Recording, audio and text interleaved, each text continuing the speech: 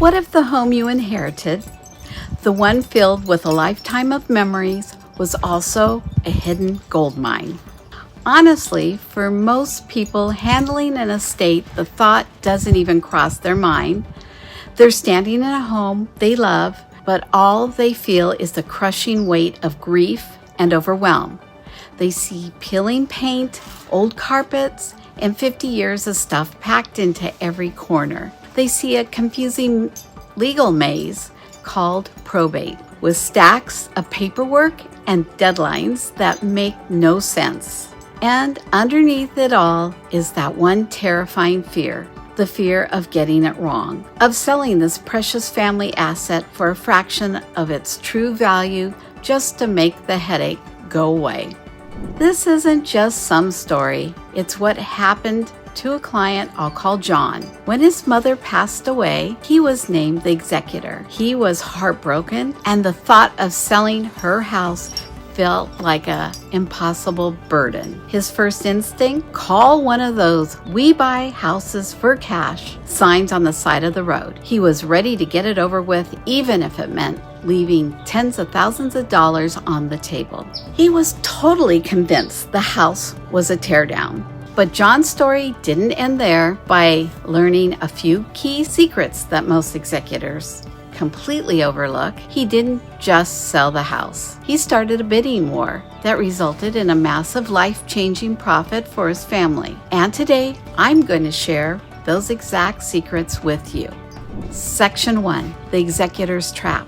Why good intentions lead to massive losses. Before we get to the secrets that turned everything around for John, we have to talk about the trap he almost fell into. It's a trap that gets countless executors, and it's paved with the best intentions. As a certified probate real estate specialist, I see this every single day. An executor, just like John, is going through one of the most stressful times of their life. They aren't just a legal representative, they're a grieving son or daughter. Their main goal is just to close this painful chapter as fast as possible. This leads to what I call the get over with mentality. The idea of cleaning, repairing, and staging a home is so exhausting that they just want to list as is and be done. But let me tell you, the phrase "as is like blood in the water" for low-ball investors. They see those two words and immediately slash their offer price. Picturing thousands in phantom repairs, they're counting on the executor being tired. John's first call was to a cash buyer company that offered him a price that barely even covered the mortgage. It was fast, sure, but it was a financial disaster waiting to happen. Then there's the second part of the trap, overwhelm paralysis. The to-do list is just dizzying. You've got to secure the property, sort through a lifetime of personal belongings, and find a probate attorney. Make sense of court documents and somehow pick a real estate agent. This paralysis often leads to bad reactive decisions instead of smart proactive ones. You might hire the first real estate agent who answers their phone, not the one who actually gets the complexity of probate sales. And finally, there's a friction. If you have multiple heirs, disagreements can blow up. One sibling wants to keep the house, another wants to sell yesterday, and a third thinks it should be a rental. These fights add a ton of stress and often push the executor to make a rash decision, like taking a lowball offer just to stop the family drama. John was facing all of this. He was ready to give up a fortune just for speed and simplicity.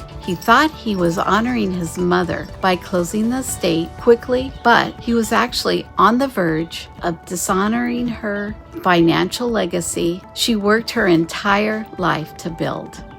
Section 2, the shift. Secret number 1, the mindset of a CEO, not a grieving son. The turning point for John came during our first conversation. I told him something that completely changed his perspective. I said, "John, right now you have 2 jobs. You're a grieving son, and that's a full-time job with no rule book. But the court has also appointed you a second job. You are the CEO of the estate of Mom. And as CEO, Your legal duty is to make decisions that get the absolute best results for the shareholders. In this case, you and your siblings. That shift in mindset is the first and most powerful secret. The sale of the home isn't a personal chore, it's a business transaction, and the CEO of this new company needs to make strategic, calculated moves to maximize the value of its main asset.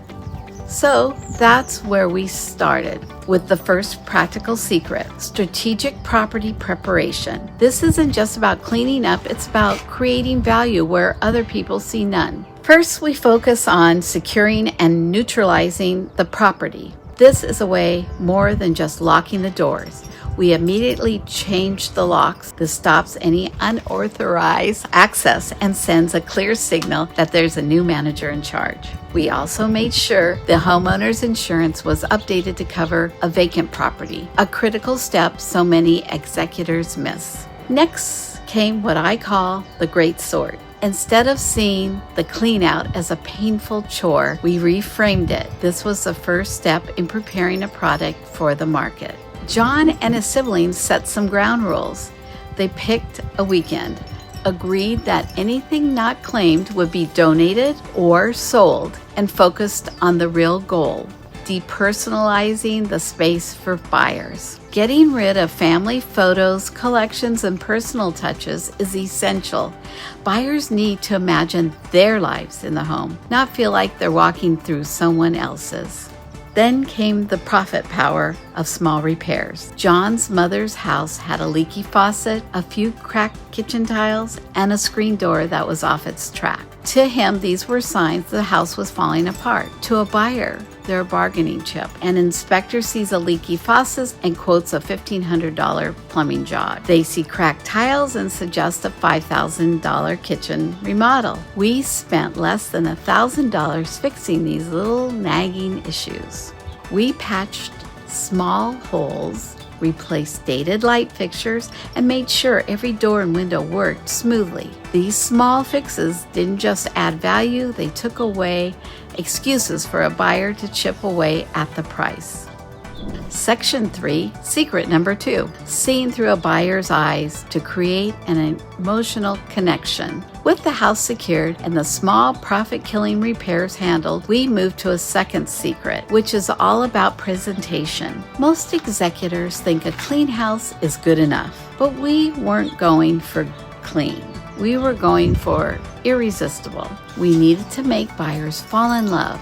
It started with what I call the impression formula, aggressive curb appeal. Most people think this just means mowing the lawn. We went further. We spent a few $100 on a pressure washer to blast the driveway and front walk clean. We planted fresh, colorful flowers. We painted the front door a bold, welcoming color and swapped the rusty old house numbers for stylish new ones. The change was instant. Before, the house looked tired.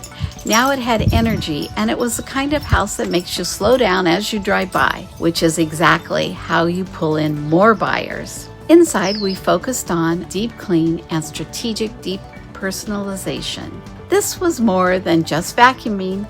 We had the carpets professionally cleaned to get rid of any old odors. We washed the windows inside and out until they sparkled, letting natural light pour into the rooms. Every single surface, from the baseboards to the ceiling fans, was wiped down. The goal was to make the house feel fresh, bright, and cared for. A clean home tells buyers that the property has been well maintained and quiets their fears about hidden problems. But the real-life game changer, the part of this secret that truly drives up profit, was professional staging. John was skeptical. Why would I spend money putting furniture in an empty house, he asked. My answer was simple. Because you're not selling a house, you're selling a dream. According to the National Association of Realtors, a full 81% of buyers' agents say staging makes it easier for a buyer to see a property as their future home. For a lot of buyers, an empty room is just a box. They can't tell if their couch will fit, or what to do with a space, or what to do with a spare room. John's mother had a small bedroom she used as a cluttered sewing room. It felt tiny and pointless. We staged it as the perfect light-filled home office. Suddenly, buyers who worked from home could picture themselves right there, being productive and happy. The living room, which felt long and awkward, was staged with cozy conversation areas, showing buyers exactly how to live in the space. A 2025 report from the National Associations of Realtors found that staging can increase the final sale price of a home by 1 to 10%. For John's property, that was a potential swing of $40,000 to $50,000, making our small staging investment one of the smartest bets we made. If you're already feeling the weight of this process lifting just by hearing these first 2 secrets, imagine what having a full roadmap could do. Go ahead and hit the subscribe button, because in my upcoming videos, we're going to get into navigating probate court, handling estate taxes, and a whole lot more. You don't want to miss it. Section 4, secret number 3, pricing for a bidding war, not a quick sale. Now that the house looked incredible, it was time for the big one, price. This is where most executors make their single biggest mistake. Their fear and desire for a quick sale makes them drastically underprice the home. Or they get sentimental and overprice it, and then it just sits on the market for months, getting stale. We weren't going to do either. We were going to use a pricing strategy designed to create a frenzy. This starts by totally debunking the myth of as is. After all the work we did, the repairs, the cleaning, the staging, this was no longer a typical as is property. This was a move-in ready home that looked amazing. That led us to shift our entire pricing approach. Next, we launched a 2-prong valuation. First, we got the official probate appraisal. This is a formal legal step that establishes the fair market value for the court and for taxes. This gave us our legal baseline, but we didn't stop there. The second prong was a deep strategic market analysis that I conducted as a specialist. An appraisal looks backward at old sales. A market analysis looks forward at today's competition, buyer demand, and market trends. Our analysis showed there was almost no inventory of well-presented mid-size homes in the area. We had a premium, maybe a little enthusiastic product in a hot market. This led us to the core of secret number 3, the attraction pricing strategy. Instead of listing the home at the absolute highest price we thought we could get, we priced it right at or even a tiny bit below its perceived market value. John got nervous. "Aren't we leaving money on the table?" he asked. I explained, it's the opposite. Overpricing scares buyers away. A competitive price draws everyone in. Our goal wasn't to get one good offer. Our goal was to get 5. We wanted to create an auction-like feel where multiple buyers would get competitive and drive the price far above what we ever could have asked for. We weren't just listing a house, we were launching an event. Section 5, secret number 4, assembling your probate power team. The final secret that ties all this together is realizing that you absolutely cannot and should not do this alone. As an executor, you're the CEO, but every great CEO has a board of expert advisors. Trying to do this with inexperienced help is one of the costliest mistakes you can make. Your power team has 2 non-negotiable members. The first is a seasoned probate attorney. That is not a job for your cousin who does traffic tickets. A probate attorney lives and breathes estate law. They'll handle the court filings, creditor notices, and all the legal details, protecting you from liability. The second non-negotiable is a certified probate real estate specialist. A general agent sells houses. A probate specialist manages a complex project with legal deadlines, court oversight, and specific marketing strategies. They speak the language of probate and can communicate effectively with the attorney, the court, and the heirs. Beyond these two, John's power team included two more pros that took our results to the next level. First was the professional stager we already talked about. Their experience in buyer psychology is priceless. The second was a high-end real estate photographer. Listen, in today's market, the first showing happens online. Cell phone pictures are a death sentence for a listing. Professional photos from someone who understands light and angles are what makes buyers stop scrolling and book a tour. We invested in a 3D virtual tour so out-of-town buyers could experience the home. These photos were the engines that powered our entire attraction pricing strategy. John's listing looked like it belonged in a magazine, and it just blew the poorly photographed competition out of the water. The payoff from overwhelmed to overjoyed. And here is where it all came together. This is where John's story really gets good. We listed the house on a Thursday. The professional photos went live, and the phone started ringing off the hook. We scheduled a single weekend of open houses to pack all the traffic in and crank up the sense of competition. That Saturday, the street was lined with cars, instead of a few investors looking for a cheap deal. The house was packed with dozens of eager buyers, young families who loved the neighborhood, professional couples who saw the home office, and people who had lost out on other homes and were ready to fight for this one. The feedback was the same. This house is beautiful. It feels like home. They weren't seeing an old inherited property. They were seeing their future. By Monday morning, our deadline for offers, we weren't just hoping for a sale. We were sitting on 5 written offers. 5! The negotiation was an intense. As a probate specialist, my job was to manage the flood of offers, vetting each one not just for price, but the strength of the financing and the terms. We strategically countered the top offers, playing them against each other, pushed the price higher and higher. It turned into a full-blown bidding war. In the end, the home that John was afraid he'd have to dump to a cash buyer for $525,000, the home he thought was a teardown sold for $685,000. That's an extra $160,000 for his family.